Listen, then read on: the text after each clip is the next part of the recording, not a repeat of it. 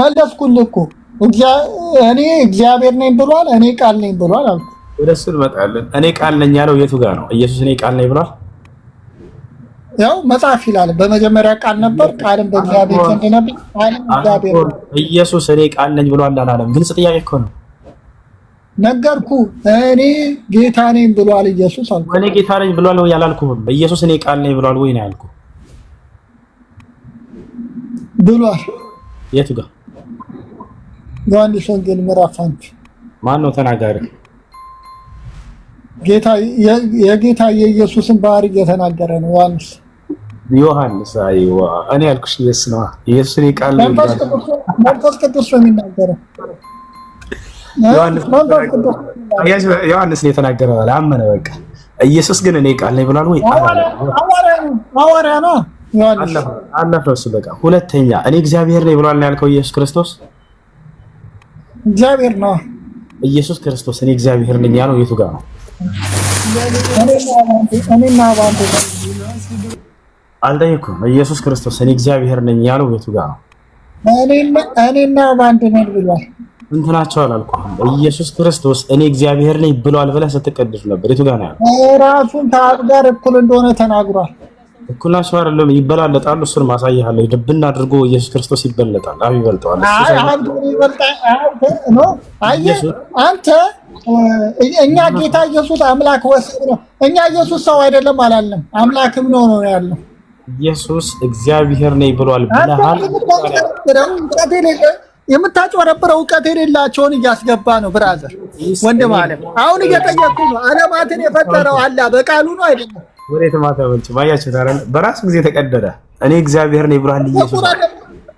የቱ ጋር ነው? በቁርአን ለምን ታፍራለህ? አንዴት አይወል በቁርአን ለምን ታፍራለህ?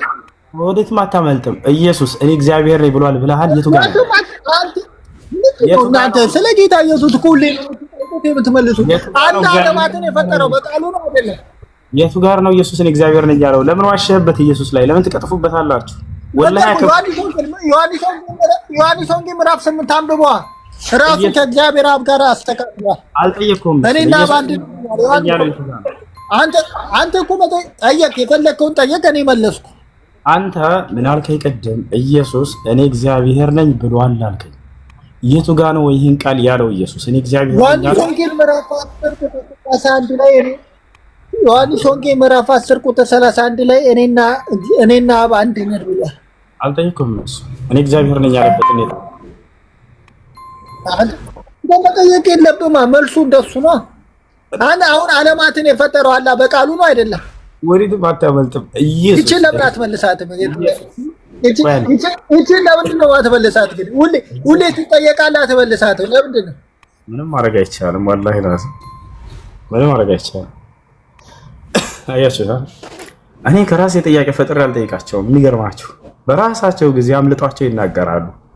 የተናገርከውን አሳየኝ ብቻ ነው እኔ ታሊቅ የማደርገው። ከዚያ በኋላ ኢየሱስ እኔ እግዚአብሔር ነኝ ብሏል አለ። እኔ ቃል ነኝ ብሏል አለ። መጀመሪያ የቱ ጋር ነው እኔ ቃል ነኝ ያለው? የለም። ወፍ ኢየሱስ እኔ እግዚአብሔር ነኝ ብሏል አለ። የቱ ጋር ነው እኔ እግዚአብሔር ነኝ ያለው? የለም አላለም። ወፍ ከዛ ለማምነት ቁርአን ላይ እንደዚህ ብሎ እንትና እንደዚህ ብሎ ወዴት ነው አታመልጥም። እኔ ጋር ሌላ ቦታ ለምዳቸዋል አይደለ? የሆነ ጥምዝዝ አድርጋችሁ ሄዳችሁ እንደ ማለት እንደዚህ ነው ማለት ለምን ታስወጣለህ? መመለስ ያቅተህ የአላህ ቃል ዓለማትን ፈጥሯል አልፈጠረም? እሺ አሁን መልሱን አዳምጥ። ያልመለስልህ እድል ስጠኝ፣ አንድ ደቂቃ ልመልስልህ ነው። እሺ ከማስረጃ ጋር እኮ ማይኩን ሳልዘጋው እንደኔ አውራ። እኔ ቅድም ሳትዘጋው እንዲያወራ ችግር የለውም። አብሽር፣ ማይኩን እንዳትዘጋው አዳምጥ። ሳውራ ግን ጣልቃ እንዳትገባ እሺ። ሙሉ ማስረጃ ስለማነሳ ባጭሩ መልስ። ዓለማት በቃል ነው በአላህ ቃል ነው የተፈጠሩ አይደለም? እንዴት አድርጌ መመለስ እንዳለብህ እኔ ስለማወቅ ሁሉ መልስ ነው። አንተ እንዴት መመለስ እንዳለብህ ታውቃለህ። እኛ ስንመልስ ደግሞ እንዴት እንዳለብን አታውቅም። አንተ በምትፈልገው መስመር ነው እንዲመለስልህ የምትፈልገው። አሁን ቀጥታ ጥያቄ ዓለማት በአላህ ቃል ተፈጥረዋል አልተፈጠረም? በአጭር ጥያቄ እኮ ልመልስልህ። አዳምጠኝ፣ ጊዜ ስጠኝ ያልኩህ እኮ አሁን አዳምጠኝ ልመልስ። እሺ አዳምጥ።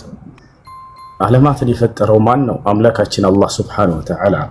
አያችሁ አይደለ? ማን ነው ፈጣሪ? አላህ ነው። እኔ አላህ አልፈጠረም አላልኩም። ዓለማትን በአላህ በቃሉ ነው የፈጠረው አይደለም? ፈጣሪ ለምን አታዳምጥ? ከዚህ በኋላ ጣልቃ የምትገባ ከሆነ መስማት አልፈለግትም። አውቀሽ የምታራዝመው አውቀህ ነው። መልስ ለመመለስ እንደሆነ አውቃለሁ። ማዳመጥ አይፈልጉም። ምክንያቱም የፈለገው ሰው የለመደው ለመልስ አለ። ዛሬ ዲያቆኖች የሚነግሩት ያንን ከአንደበት ይጠብቁ። እኔ ሌላ ነኝ፣ እነሱ ሌላ ናቸው። እዛም ያንተን አይምሮህን የሚሞሉልህ እኔ እዚህ ስትመጣ ጊዜ አፈራርሰዋለሁ። ገብቶሃል? እሺ ማን ነው ፈጣሪ ካሏቸው ማን ነው የሚባለው? አምላካችን አላህ ነው። ማስረጃ አላሁ ኻሊቁ ኩል ሸይን፣ አላህ የሁሉ ነገር ፈጣሪ ነው ይላል ቁርአን። ዛሊኩም አላሁ ረብኩም ላኢላሃ ኢላሁ ኻሊቁ ኩል ሸይን፣ ይሃችሁ ነው አምላካችሁ አላህ፣ እርሱ የሁሉ ነገር ፈጣሪ ሆነ። ማስረጃ አላሁ አለዚ ኸለቀ ሰማዋት ወልአርድ ወማ በይነሁማ ፊ ሲተቲ አያም ፊ ሱረቲል ፉርቃን ሱመ እስተወ ዐለል ዐርሽ። አላህ ማለት ያ ነው ሰባት ሰማያትን ሰባት ምድርን በ6 ቀናቶች የፈጠረ። አያችሁ አይደለ? ኢነ ረበኩም አላህ አለዚ ኸለቀ ሰማዋት ወልአርድ ፊ ሱረት አሰጅዳ። አላህ ማለት ያ ነው ሰባት ሰማያትን ሰባት ምድርን የፈጠረ በ6 ቀን ይላል። ማን ነው ፈጣሪ? አላህ ነው። እንዴት ፈጠረ ከተባለ አላህ ሱብሓነሁ ወተዓላ ሁን በሚለው ንግግሩ ፈጠረ። ማስረጃ ቃለ ሱብሓነሁ ወተዓላ ፊ ሱረት ያሲን ኢነማ አምሩሁ ኢዛ አራደ ሸይአን አን የቁለ ለሁ ኩን ፈየኩን። አላህ አንድን ነገር ለማድረግ በወሰነ ጊዜ ሁን ይለዋል፣ ወዲያውም ይሆናል አለ። እነሱ ግን አሁን የመሰላቸው ምንድን ነው? ያ ቃሉ ራሱ ሂዶ ፈጠረ ነው የሚሉት። ላ አይደለም። አላህ ሱብሓነሁ ወተዓላ ሁሉን ነገር ሁን በሚለው ፈጠረ። ሁን አለው ሆነ ማለት ነው። ገብተዋል እንጂ ያ ቃሉ ሂዶ ፍጥር የሚያደርግ ነገር አይደለም በፍጹም። ያ ቃሉ ከአላህ ሱብሓነሁ ወተዓላ የተለየ ነገርም አይደለም። ከላሙሁ ሱብሓነሁ ወተዓላ ወሚንሁ ከሊመቱሁ ኩን ሲፋ ሚን ሲፋቲሂ ሱብሓነሁ ወተዓላ። ማነው ፈጣሪ? አላህ ሱብሓነሁ ወተዓላ። ወደ ተናገራቸው ንግግሮች ሁሉ እንመጣለን። አብሽር። እኔና አያብን አየ፣ እኔና አብ አንድ ነን። በመጀመሪያ ቃል ነበር፣ እኔ ከአብርሃም በፊት አለሁ። ኢየሱስ ክርስቶስ እኔን አምልኩኝ ብሏል ወይ ነው አሁን ጥያቄ? አምላክ ነዋ። እንዴት አምልኩኝ? እኛ እያወቀው አምላክ መሆኑን እያወቀው አምልኩኝ አለ። አምልኩኝ አላለም ይላል። የቱ ጋር ነው ያለው? እሺ የእግዚአብሔር ነው አይደለም በሚለው ነው መከራከር የምንችለው። አምልኩኝ በሚለውማ እግዚአብሔር ነው እግዚአብሔርን ነው እኛ የምናመልከው አለ አይደል?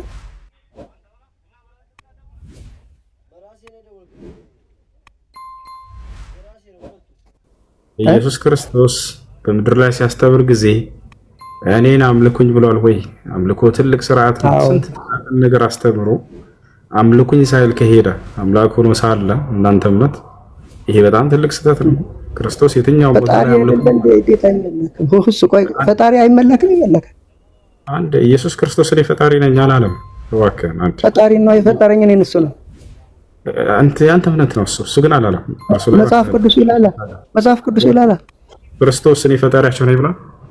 አዎ የት ጋር ነው ካላለ ይሄው ሻሃዳ ይዤ እገባልሃለሁ። ማስረጃ ልስጥ። በቃ ምዕራፍና ቁጥር ስታይ ላውጣና እኔ ፈጣሪ ነኝ ያለበትን ኢየሱስ ክርስቶስ ፈጣሪ ነኝ ሳይሆን ፈጣሪ እንደሆነ ላሳይ። ጌታ ሰው ስለዚህ የተፈጠርነው በሱ እንደሆነ ማለት ነው። ፈጣሪ ነኝ አላለም ኢየሱስ ክርስቶስ። በሱ እንደተፈጠርን ላሳይ። መጽሐፍ ቅዱስ ነው መመሪያችን። ኢየሱስ ክርስቶስ ፈጣሪ ቢሆን ኖሮ ይህን ትልቅ ጉዳይ እንዲህ በከንቱ ጥሎት አይሄድም ነበር። አስተውልቆም ብላችሁ ብዙ ጥቃቅን ነገራቶችን አስተምሯል። እንዴት መሰረታዊ የሆነ ነገር ሳያስተምር በፍጹም ሊሄድ አይችልም። እኔ ፈጣሪ አንድ ጥያቄ ልጠይቅህ። እዚህ ሁለት ነገር አሁን አገኘን። አንደኛ አምልኩኝ አላለም፣ ሁለተኛ ፈጣሪ ነኝ አላለም። ሌላ ቀጥ ጨምረው ነው። እስኪ በየትኛውም ነቢያት ማለት ነው የትኛውም ነቢያት ኃጢአትን የሚያስተሰሪ ነቢያት ጥራልኝ። ኃጢአትን የሚያስተሰሪ የእናንተ ቁርአን ምን ይላል? አላህ ብቻ ነው ይላል። ወይ ኃጢአትን የሚያስተሰሪ ኢየሱስ ክርስቶስ ነው። ስለዚህ ፈጣሪ ነው አይደለም? ናና ካህናቶች ያስተሰርያሉ መጽሐፍ ቅዱስ ላይ ከክርስቶስ በፊት አይደለም። አያስተሰርዩ ያሳርጋሉና ያስተሰርያሉ። ይሄንን ኃጢአትን የሚያስተሰሪ እግዚአብሔር ብቻ ነው። ማስረጃ ያስተሰርያሉ። ማስረጃ ልሰጥህ ነው። በቃ ልሰጥህ ነው ማስረጃ። በቃ እሺ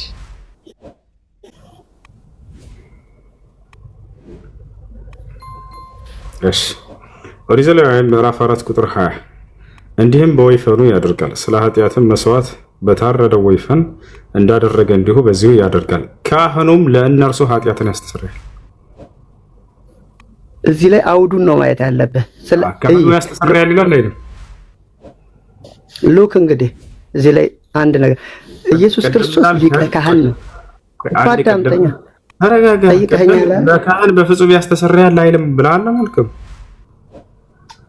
አዳምጠኛ ከዛ መልስ ልስጥህና ጠይቀኸኛል አይደል? ልመልስልህና ተስማማንበት። እሱ ነው የምንነሳው። ማን ነበር ስምህ? ከይቅርታ ጋር ኃይለ ገብርኤል ይባላል። ስለዚህ ኃጢአትን ያስተሰርያል የሚል ለካህን በፍጹም ያስተሰርያል የሚል አይመጣም እያልክ ነበር አይደለ? ቃልህን እንዳታጥፍ። ኃጢአትን ይቅር ይላልና ያስተሰርይ። እኔ ያልኩ ኃጢአትን ይቅር የሚል ነው ያልኩ አይደል እንዴ? አይደል የሚያስተሰርይ ነው ያልከው። ለምን ተዋሻለህ? ትልቅ ሰው አይደል? ይቅር የሚል ከተሳሳትኩ ሶሪ። ለዚህ ሁሉ ሰው ክብር የለም። ኖ ሶሪ፣ ከተሳሳትኩ የሚያስተሰርይ ነው ያልከው። ይቅር የሚል ለማለት ፈልጌ ነው። ወደሱ ምን መጣለን? ችግር የለውም። ለፍቅር የሚል አለ። ኃጢአትን ይቅር የሚል ኢየሱስ ክርስቶስ ብቻ ነው ለማለት ነው። ኃጢአትን የሚያስተሰርዩ ነበሩ አይደለ? ይቅር የሚልና የሚያስተሰርይ ይለያያል። ስለዚህ የሚያስተሰርዩ አሉ። በቃ በሱ ተስማማ። በጣም ጥሩ። አሁን ኃጢአትን ይቅር የሚል ኢየሱስ ክርስቶስ ከሆነ ካህናት ይቅር አይሉ ኢየሱስ ክርስቶስ ኃጢአትን ይቅር እንደሚል ማስረጃ አምጣሽ። ኢየሱስ ክርስቶስ ኃጢአትን ይቅር እንደሚል ማስረጃ የሉቃስ ወንጌል ላይ ከፈትልኝና ቁጥሩ እንዳረሰው እንዳልሳሳት ምን ይላል መሰለ? አንቺ ሴት ኃጢአትሽ ይቅር ተብሎልሻል፣ ሂጅ። ይቅር ብዬልሻለሁ፣ ይቅር ብዬልሻለሁ ብሏል ወይ? ይቅር ብዬልሻለሁ ብዙ ቦታ ላይ ነው፣ አንድ ቦታ አይደለም። ለዛውም ኃጢአትን ይቅር ብዬልሻለሁ ያለበትን ቦታ አስተን ችግር የለው።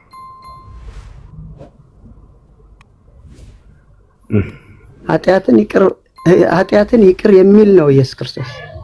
ኃጢአትሽን ይቅር ብዬልሻለሁ ብሎ ራሱ ይቅር እንደሚል የተናገረበት ካለ ስተነሱ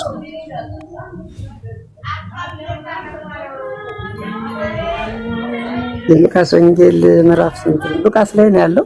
ቁጥሩ ስለረሳሁት ነው እንጂ ምናልባት መጽሐፍ ቅዱስ ሁለት እንትንም አልያዝኩም፣ ሁለት ሞባይል። ሉቃስ ወንጌል ላይ አንብበውና ታገኛለህ። ከዛ የኛን ማንነት ልታመጣ አልቻልክም። እሱ ነው። ስለዚህ ኢየሱስ ክርስቶስ አምላክ አይደለም፣ ኃጢአትን ይቅር አይልምና አምላክ ነው። አምላክ እንደሆነ ላሳይህ አልኩህ። ኃጢአትን ይቅር እንደሚል ያሳየን፣ ችግር የለም። አምላክም አንተንም ዓለማትን ሁሉ የፈጠረ እሱ ነው። መጽሐፍ ቅዱሱ ነው የሚለው እኔ አይደለም። ወሬውንማ አወራኸው፣ ማስረጃ የለም እንጂ ላምጣልህ። ይቅር ይላል የቱ ጋር ነው? የለም ወፍ አምልኩኝ ይላል የቱ ጋር ነው? ወፍ ፈጣሪ ላይ ብሏል። ወፍ 2:10 ግን የቱ ጋር ነው? ኢየሱስ ክርስቶስ ኃጢአትሽን ይቅር ብዬልሻለሁ ያላት ሴትየዋ ኤፌሶን አይደለም፣ ስለ ፈጣሪነቱ ኤፌሶን 2:10 ግለጽ። ኢየሱስ ክርስቶስ ኃጢአትሽን ይቅር ብዬልሻለሁ ወይንም ኃጢአትሽን ይቅር ብዬልሃለሁ ያለበት ቦታ አለ። ቁጥሩ ስለረሳሁት ነው። ስለረሳሁት ነው። ምህረታብ የሚያተና ሰው እሱ ሊያውቀው ይችላል። ምህረት ይሰማል። ኢየሱስ ክርስቶስ ኃጢአትሽን ይቅር ብዬልሻለሁ ያለበት ቦታ አለ። እስኪ ቁጥሩ ረስቶት ነው ታውሰው ቆይ እሱን ጨርሱትና እኔ እሱ ላይ በሌላ መንገድ ስለማወራው እመጣለሁ። እናንተ ጨርሱ። ቀጥል። እሱ ነው ጨርሷል። እሱ ቁጥሩ ጠፍቶት ነው። አንተ አስታውሰው እስኪ።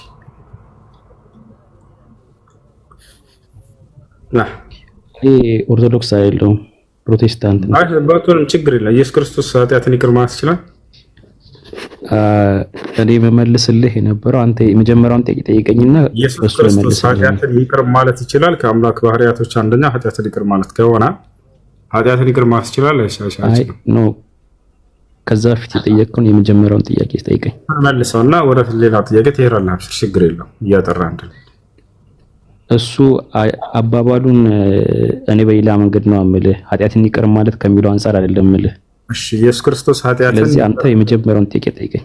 ኢየሱስ ክርስቶስ ኃጢአትን ይቅር እንደሚል የተነገረ ማስረጃ የለም ማለት ነው አይደል? አለ።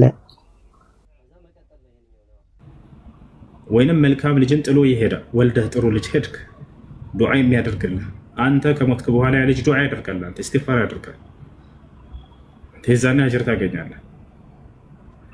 ሶስተኛ አው ዒልሙን የንተፈዑ ቢሂ ወይንም ሰዎች የሚጠቀሙበት የሆነ እውቀት፣ ይህም ከሰደቃ ነው። ትልቁ የሰደቃ አይነት እንዳውም እውቀት የሌላቸውን ሰዎች ማሳወቅ ነው። አፍደሉ ሰደቃ ተዕሊሙል ጃሂል፣ ትልቁ የሰደቃ አይነት የማያውቁ ሰዎችን ማሳወቅ ነው።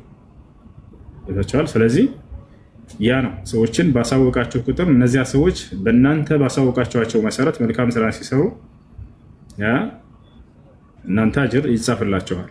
እዚህ ዓለም ላይ ከማንም በላይ አጅር የሚጻፍለት በዚህ መንገድ ነብዩ ሰለላሁ ዐለይሂ ወሰለም ናቸው። ለዚህ ነው አላህ በሱራ አልቀለም ላይ ሲናገር ወኢነ ለከ ለአጅረን ገይረ መምኑን አለ ሊአነሁ ዐለመ ልኡማ ቃለ ነብዩ ሰለላሁ ዐለይሂ ወሰለም አነ ለኩም ሚስለል ዋሊድ ኡዐልሙኩም አምረ ዲኒኩም። ነቢያችን ሰለላሁ ዐለይሂ ወሰለምን አላህ በቁርአን ላይ ምን ብሎ ተናገራቸው? ወኢነ ለከ ለአጅረን ገይረ መምኑን፣ ሙሐመድ ሆይ ለአንተ እኮ የማይቋረጥ የሆነ ምንዳ አለልህ አላቸው። ለምን? ይሄን ትውልድ አስተምረው ሂደዋል። ጽድቅን አይደለ ከኃጢአት አስጠንቅቀው ሂደዋል። ያንን እውቀታቸውን መሰረት አድርጎ ሰው በተማረና በእርሳቸው ህግና ስርዓት በሄደ ቁጥር አጅር ይጻፍላቸዋል። አያችሁ፣ እናንተም ልክ እንዲሁ ሰዎችን አስተምራቸው ብትሄዱ እነዛ ሰዎች በእናንተ እውቀትና በእናንተ አስተምሮት መሰረት መልካም ስራ ሲያደርጉ ሁሉ አጅር ይጻፍላቸዋል። ይህን የሰራ ወንድም እሺ፣ አሚን አሚን። ኡስታዝ አንድ ጥያቄ ልጨምርና እወርዳለሁ። እሺ ስለ ቁርአን ሂፍዝ ነበርና ቀለል ብሎ እንዳፍዝ ማለት ነው። በመጀመሪያ ኪታቦችን መቅራት ነው ወይስ በምን አይነት ኡስታዝ ነው ማፍዘው? ይሄን እስቲ ቀለል አድርጋ ንገረኝ። መጀመሪያ ቁርአን ቀርቼ ቀርቻለሁ። ቁርአን ቀርቻለሁ ሂፍዝ ለማግባት። ኦኬ ሂፍዝ አፍዙ። የእውቀት መሰረት በሰለፎች ዘንድ መጀመሪያ ለልጆቻቸው ሂፍዝን ነበር የሚያስተምሯቸው። ሂፍዝ በጣም ትልቅ መሰረት ነው። ታቻል ሰለፎች እነ ኢማሙ ሻፊዒ እነ ኢማሙ አሕመድ ገና ህፃን እያሉ ነው ያፈዙት። የ10 ዓመት ምናምን 11 12 በዚች ዓመት ነው ያፈዙት። ከዚያም በታች ያፈዘውላ አለ በ8 በ9 ነው። ከዚያ በኋላ የሚማሩትን እውቀት ሐዲስ ዝም ብለው ይሸመድዱታል። ለዚህ ነው የሚጠቅማቸው ሂፍዝ። የመጀመሪያ ሰው የረጃ አይምሮን ካዳበርከው በሂፍዝ ከዚያ በኋላ የምትሰማውን ነገር ዝም ብለህ ትይዘዋለህ እና ያ ነው። ያሁኑ ሳለ ግን የዛን ይሄ ሰለፎች በእነርሱ ዘመን ቢድዓ ያነክን አልነገሰም ነበር። የቢድዓ ባለቤቶችም ተረግጠው ነበር፣ አንዲት አልነገሰም ነበር። ዛሬ ላይ ግን ተፈትነዋል። እነዚህ ሰዎች የሰዎችን አቂዳ ሊያበላሽ ይችላሉ። ስለዚህ ቀድማችሁ የተወሰኑ የአቂዳ ኪታቦችን ቅሩ፣ አቂዳችሁን እንድትጠብቁ ዘንድ ገብታችኋል አይደል? ኩቱብ አልዓቂዳ ኩቱብ الشيخ شيخ الاسلام تيميه رحمه الله تعالى وكتب تلميذه الباقر الامام ابن القيم الجوزيه رحمه الله تعالى وكتب الشيخ محمد بن عبد الوهاب وكتب الشيخ صالح الفوزان وكتب الشيخ ابن عثيمين والشيخ الألباني وكتب الشيخ ربيع وغيرهم من علماء السنة الذين عرفوا بصحة المعتقد وسلامة المنهج والرسوخ في العلم والدعوة. የእነዚህን ኪታቦች በደንብ አድርጋችሁ ቅሩ። አቂዳችሁን እሱ አስላችሁ ነው፣ መሰረታችሁ ነው፣ ትልቁ ራስ ባላችሁ ነው። እሱን ያዛችሁ ማለት ከዚያ በኋላ ማንም ሰው አይሸውድህም በአቂዳ ጉዳይ ላይ እዛቸው ደስ ጀዛኩሙላሁ ኸይር። ሰላም አለይኩም። ወዐለይኩም ሰላም ወረሕመቱላሂ ወበረካቱሁ።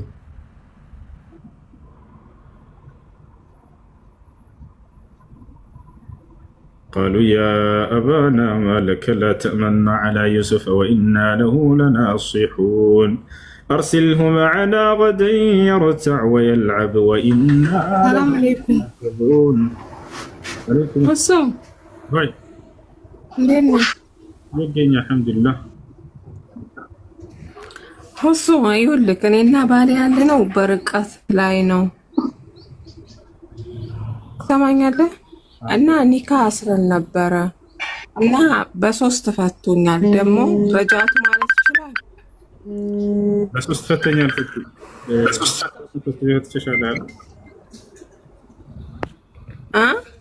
ምንም ሳትገናኙ በአየር ላይ ያለ ነው ይፈታል። አዎ ተገናኝተን አናውቅም። ሳትገናኙ ገና የፈታ አብረ ብኖር አላህ አለም። ለማንኛውም አንድ ሰው ሚስቱን በአየር ላይ ኒካህ እያለ አንድ ቀን ሳይገናኙ ይፈታል። መመላለስ ይችላሉ ከተባለ መመላለስ ይችላሉ። ነገር ግን ረጃዕቱ በሚለው ቃል ሳይሆን እንደ አዲስ ኒካ በማሰር ነው። ለምን? ምክንያቱም የዒዳ ጊዜ ስለሌለባት።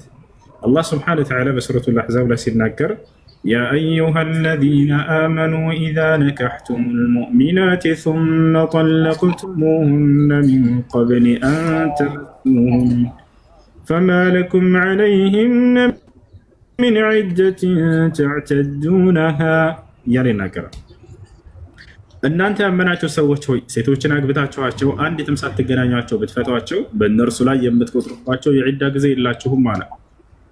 ስለዚህ የዒዳ ጊዜ ከሌለ ደግሞ ረጃዕቱ ማለት አይችልም። ረጃዕቱ የሚለው አንድ ባል ሚስቱን ከፈታ በኋላ እስኪ ሌላ ታገባ ድረስ የሚቆይታ ጊዜ ነው። ያ የዒዳ ጊዜ ነው። የዛኔ ነው ረጃዕቱ የሚለው። ያ ማለት ግን ኒካ ሰማና አስሮ ምንም ሳይገናኛት ቢፈታ የዒዳ ጊዜ የሚቆጥርበት የለም። ወጣችኋል አይደለ? እንደተቃላይ መመላለስ ትችላላችሁ። ነገር ግን እንደ አዲስ ኒካ በማሰር እንጂ የምትመላለሱት ረጃዕቱ በሚለው ቃል አይደለም። እሺ ሹክራን። ሰላም አለይኩም። ወአለይኩም ሰላም። ንብረት አትካፈልም ወይ ይላል። በዚያው ምን ልንገራችሁ? እሺ ንብረት ጥያቄ ያለኝ ቆይ አንድ ጊዜ። እሺ ንብረት አትካፈልም ወይ ይላል። ኒካ አስረው አንድ አገናኙ ኒካ በአየር ላይ ያለ ከፈታት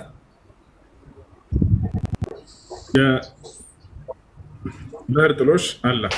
ነገር ግን ምን ያክል ከተባለ ግማሽ ከተወሰነው መህር ግማሽ አላት። ማስረጃ የቁል አላህ ስብሓነሁ ወተዓላ ፊ ሱረቲል በቀራ ወኢን ጠለቅቱሙሁነ ሚን ቀብሊ አን ተመሱሁነ ወቀድ ፈረድቱም ለሁነ ፈሪደተን ፈኒስፉ ማ ፈረድቱም ኢላ አን ያዕፉነ አው ያዕፉወ አለዚ ቢየዲሂ ዑቅደቱ ኒካሕ ይላል።